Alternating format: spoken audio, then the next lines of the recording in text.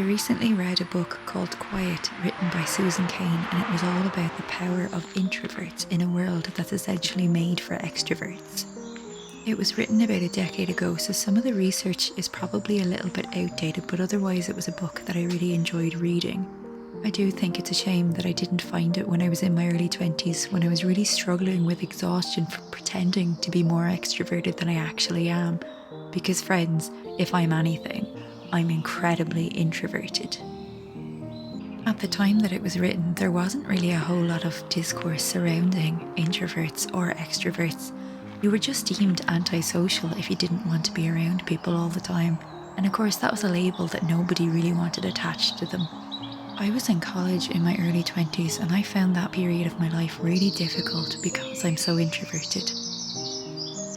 My degree course was 4 years, so I lived away from home for a lot of that time, and in that time I didn't really make any meaningful or lasting relationships. Of course, I really struggled because I thought there was something incredibly wrong with me.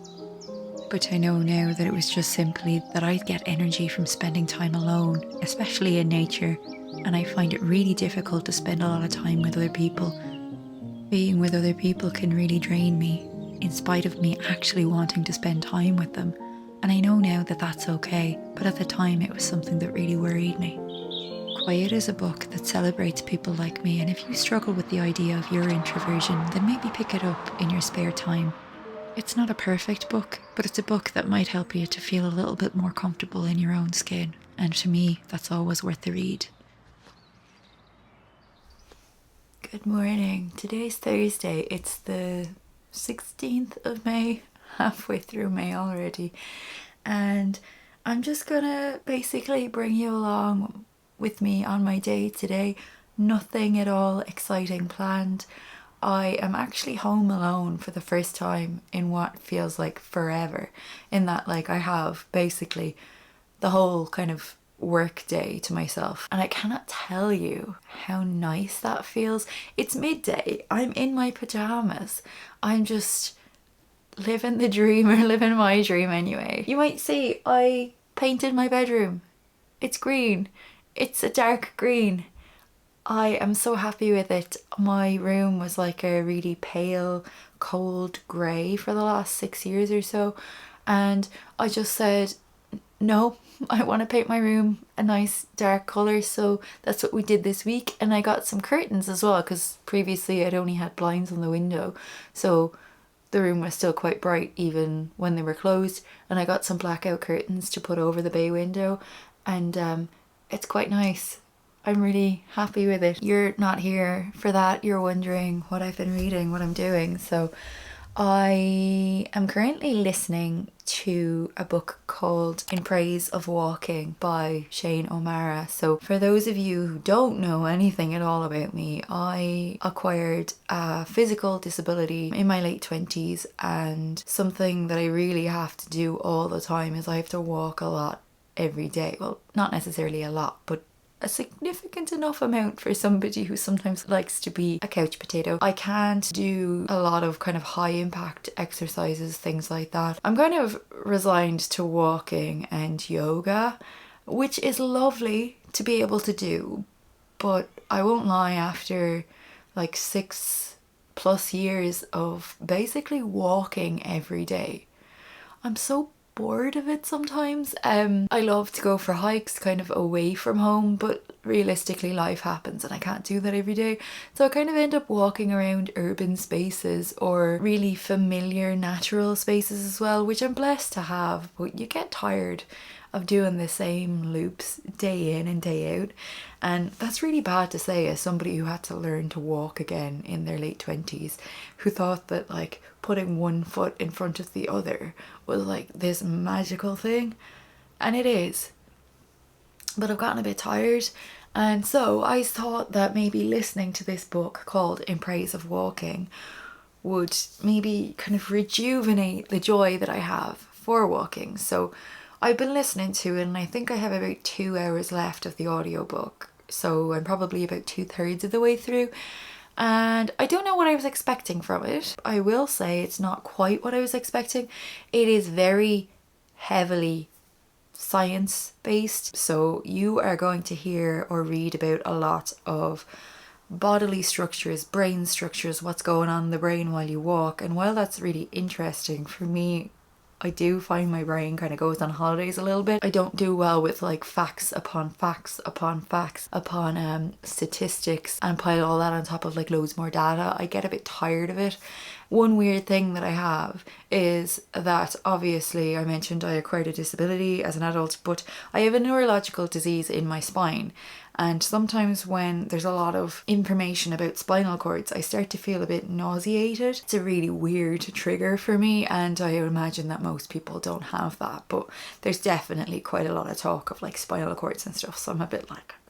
but I am quite enjoying it. Another thing that I don't like is the talk of like experimenting on rats in the lab.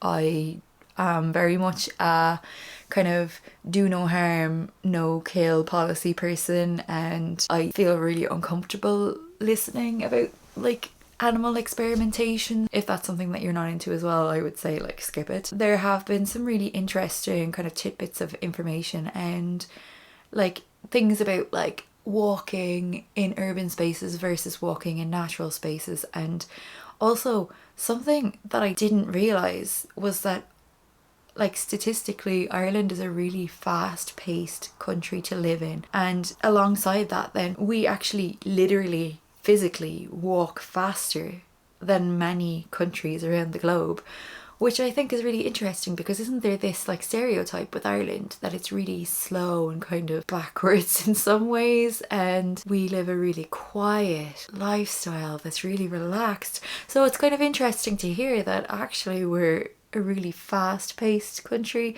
There's also like lots of talk about obviously what happens to the brain while we walk, not just the benefits of walking like in terms of mental health, but just like what literally goes on inside of our bodies. And it is interesting. I don't really know how I feel about it because sometimes when I'm listening to it I'm like, you know, but other times I'm actually really quite enjoying it. So I guess maybe it's kind of middle ground. It's just very neuroscience heavy, and if that's not something that's your jam then I wouldn't recommend it, but it seems to be really well researched and really well kind of sectioned out, and I probably will finish it very soon, if not actually today.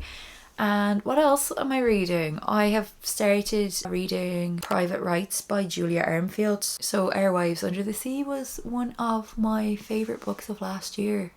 By the same author. This one kind of follows three strange sisters whose father dies, and they're living in this world that's very wet where it rains a lot. There's a lot of flooding, so it sort of feels a little bit dystopian, but also absolutely not, given what's going on in the world today and what we predict will happen in terms of climate change in the next decade and beyond. I really love Julia Armfield's writing. There's something very deliberate about the way that she writes. Her observations are really sharp. That's something that I really enjoy about literary fiction, is how things are observed and then put into words. And sometimes I read like loads of fantasy, and while that can be well written, I forget about good old lit fic. So here we are. I'm really not very far into it at all. I'm reading it on my Kindle. It's an e-arc from NetGalley. So far so good. I spent like the first half of May reading Oathbringer by Brandon Sanderson, which is the third novel in the Stormlight archive, and all those books are like well over 1,000 pages, so I think this one was like 1,227 pages, I think. So it was quite long, so it's nice to get back into some literary fiction. I actually went to the library today to return some books that I didn't read, because that's who I am. I'm trying to get through a lot of books on my shelves at the moment, so the library seems to be put aside a little bit, but it scratches that kind of I want to buy books itch. And today I picked up this one. It's been on my library holds for I would say about a year now. So it is Ace, and it is What Asexuality Reveals About Desire, Society and the Meaning of Sex, and it's written by Angela Chen, and it was kind of doing the rounds I think last year. And a lot of people that I was following on Instagram and on BookTube were reading it, and it just sounded really interesting. So I'm sort of in my trying to figure out what non-fiction that I like or that I enjoy era, and I think this one might be something. The only thing I don't like about it is it's very solid block of texty. So I don't know how readable it will be, but I'll definitely give it a go. I probably won't pick that up today though, because my priority for today is probably Private Rites, maybe a little bit of In Praise of Walking as well. So it's currently like 11 minutes past midday and I've been up since quite early, had my breakfast quite early, and I'm really hungry, so I'm gonna go make some lunch. I don't know what I'm gonna have because I eat a plant-based diet, and one thing I really struggle with then is lunches and breakfasts, I guess, as well. But lunches, I never know what to have for lunch, so it's usually just a vast combination of whatever's in the fridge thrown into a bowl or thrown in a sandwich or thrown into the soup maker. So we'll see.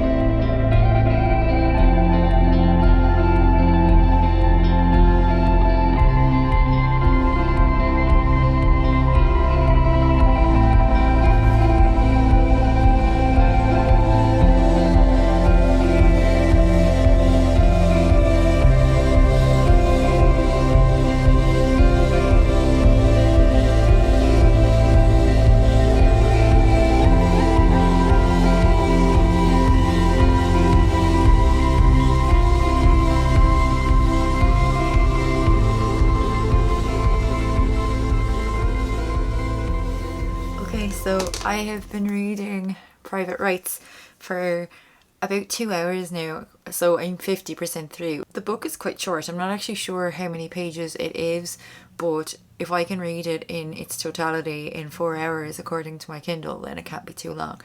But yeah, I'm flying through it. It is very readable. So as I've mentioned, it's about 3 sisters who are essentially estranged from each other. That's kind of all I knew about it in my last update.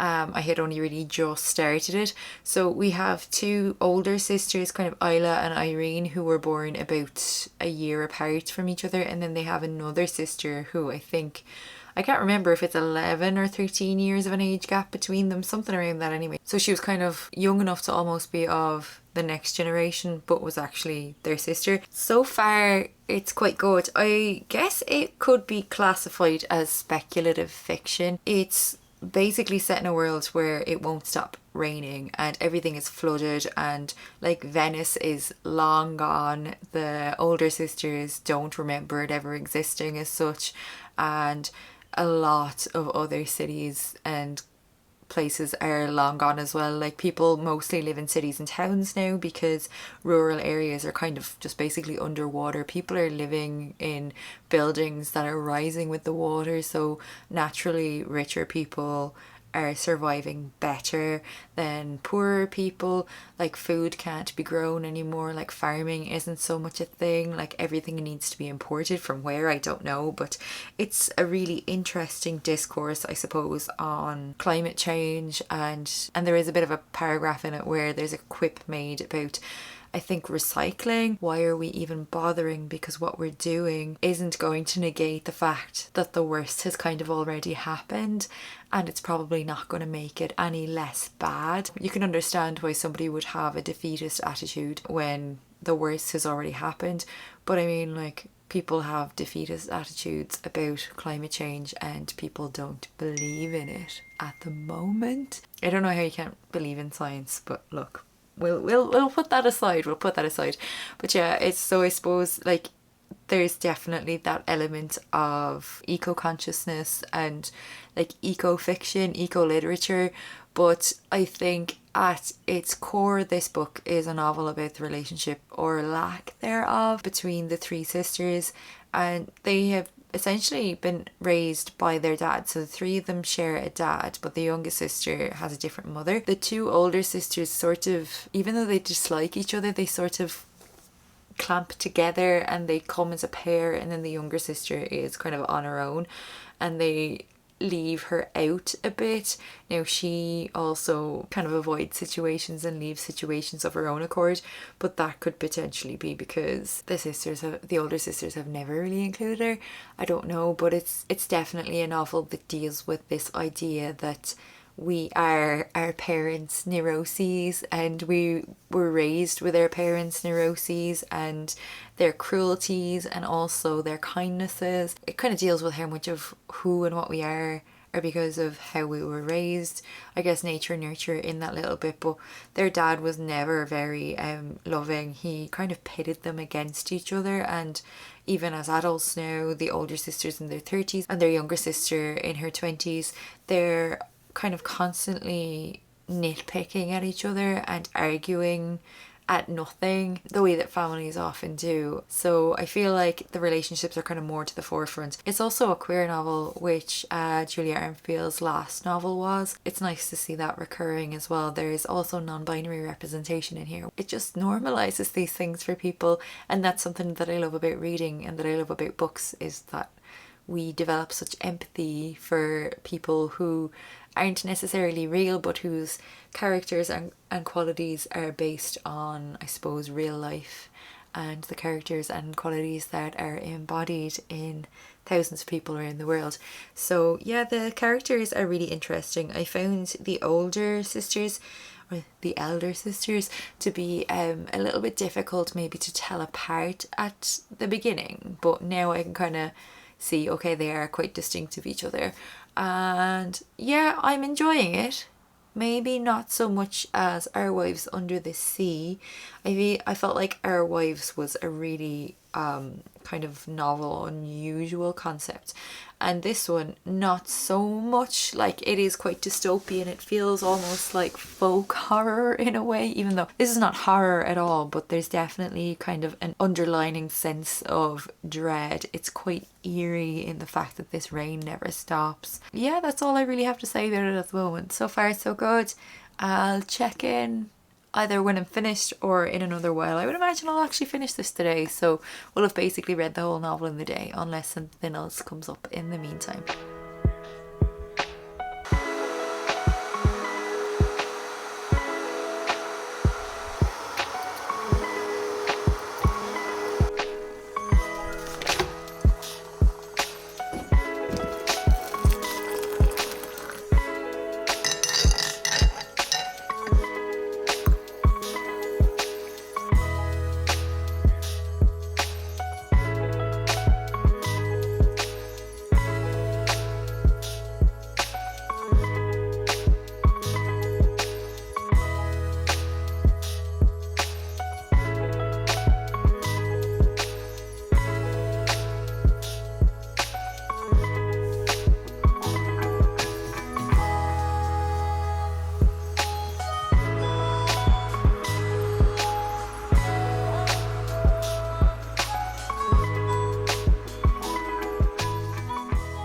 Okay, so I feel like I'm just coming up for air after reading for a really long time. I finished my book, so Private Rites. I don't know how I feel about it. So it was really great in a lot of ways. Like, the writing was really beautiful, it was really sharp, the observations were at times really heart-wrenching but also really witty and really quite funny. Not that I would say that this is necessarily a funny book. It overarchingly deals with this idea of climate change and then kind of the relationships and the neuroses that our three flawed main characters have. So the second half of the book kind of jumps forward a small bit in time, so by a few months. I suppose it was necessary to move along the story, but when I say that, I'm like, but was there a story? So it's quite gothic. There's something kind of lingering underneath, like it feels quite eerie and quite dark in a lot of ways. Like, Julia Armfield writes about water in a really upending way. Like, I think of water as something kind of almost like life sustaining and fun to be in, and like something that I enjoy. And I really like rain, and you know, I guess I'm lucky that way because I live in Ireland and whatever. But in this, like, water is seen as something really dangerous and something really just almost like unnecessary, because there's just so much excess of it. And there's something really creepy about the way that Julia Armfield writes, even though it's not necessarily like a scary book or anything like that at all, but there's just something there, and the way that she writes, she does it really well. The plot, there's not a whole lot of plot. It's very much a character-based book. There is a small bit of plot, but at times I was kind of like, okay, where are we going with this? And let me tell you, I never could have guessed where we were going with this. And even though I know where the story went, I'm like, what? Maybe I need to reread the ending. But I feel like I almost got whiplash. It turned me around and I don't know how to feel about it. And then it ended and I don't really know what happened. I don't know if I'm supposed to know what happened and I'm too stupid to grasp what's actually happened, or if it's actually deliberately a little bit confusing. So there's kind of something that goes on throughout the whole novel. It's alluded to and then it comes to a head at the end. But I feel like we still don't know what all that's about. I guess it'll have me thinking. So I just like, I literally just finished it. So I just don't know how I feel about it right now. I guess I'm going to be thinking about it for a while. I'm really glad that I read it. I don't know how I feel about it, because I was about to say like, oh, I really enjoyed it, but did I? I don't know. I definitely read it in one day, and it was very easy to read it in one day, not just because it was quite short, but also because like Julia Armfield's writing, incredible. And I just really wanted to know where this story was going, and now I'm like a bit shell-shocked, we shall say. But yeah, that's that. Next, I'm going to pick up an actual physical book from my TBR. You might have copped it there behind me. So it's The Familiar by Leigh Bardugo, but I'm not actually going to read it in this vlog, but I'm about 3 pages in, have no idea what's happening. But that's that. So I did manage to read well over 100 pages of In Praise of Walking, and then that was on audio, of course. 327 pages. That's my phone telling me to go to bed. It must be 10 o'clock. So 327 pages I read of Private Rites, and then like 127-ish of In Praise of Walking. So we're talking about 450 pages today. I don't normally have days where I read like all day, even though I don't necessarily have as many commitments or demands on my time as the average human. I guess I get that productivity guilt where when I'm kind of reading all day, I feel like I should be doing something else, or I should be doing something more, or I should be achieving something. You know the drill, capitalism and all that. That's it. Relatively short and sweet. I hope you've enjoyed watching, and as ever, thank you so much for being here. I'm going to get myself to bed, maybe read a few more pages, but my phone did just tell me to go sleep, and who am I to say no to a lovely bit of slumber? Okay, thanks so much for being here, pals. Take care. Mind yourself, and I'll chat to you soon. Good night.